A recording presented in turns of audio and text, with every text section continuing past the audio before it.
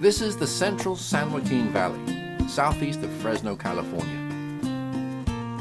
Here on the banks of this lazy brown river, we're about to take a tour of an incredible, one-of-a-kind animal sanctuary, the cat house on the Kings.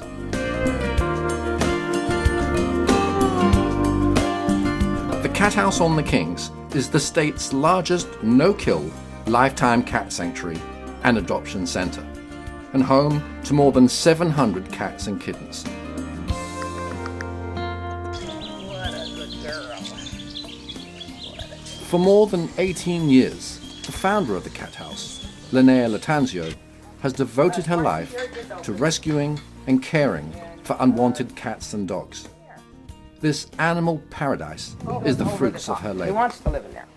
So we let him out, and you turn around, the next day he's back in. And there's another one that does that too. And then if you look in the trees, you'll see cats. See that cat there hanging? Oh, See yeah. it? So if you look carefully, they're in like all the trees.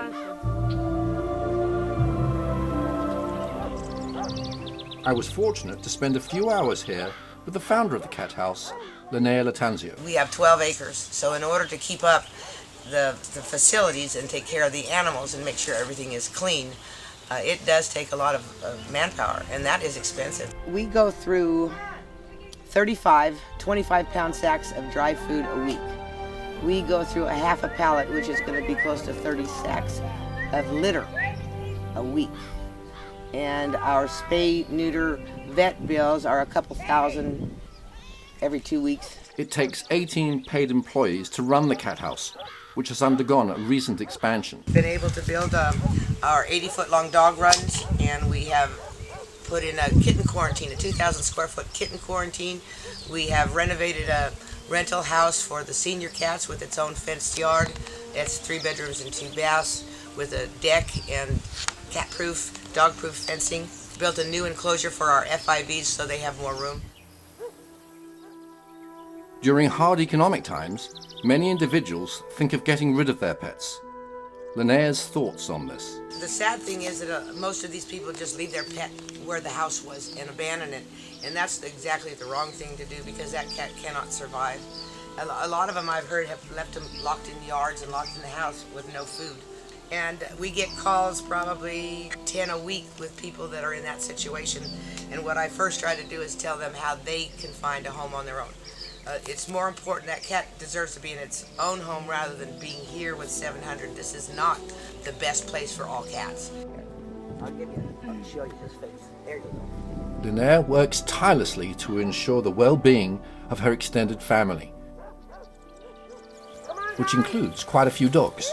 Come on, baby, Cheyenne.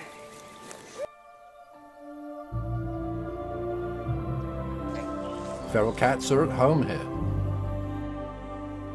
Okay, this we call Tent City. We have several hundred feral cats, many of whom live out here on the river. I would if I were them.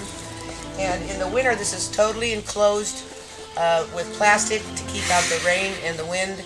And in the summer, it's lifted up and it's just like a breezeway. We bring canned food all the way down here every morning so that nobody is denied if they don't want to go up to the house and get it. Benny.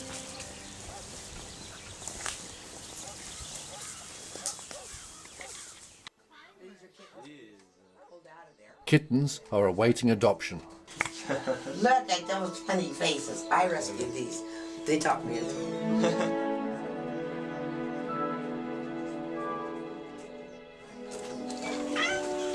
Uh-oh, don't jump.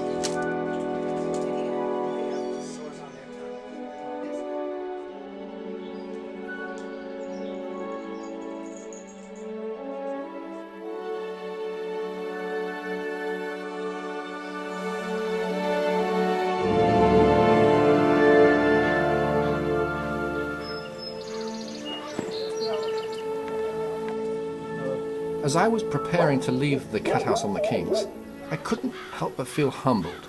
These cats are beings, and they deserve to be treated with dignity.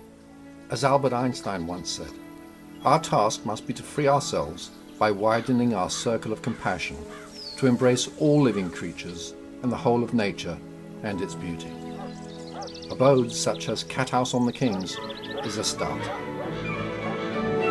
Bye.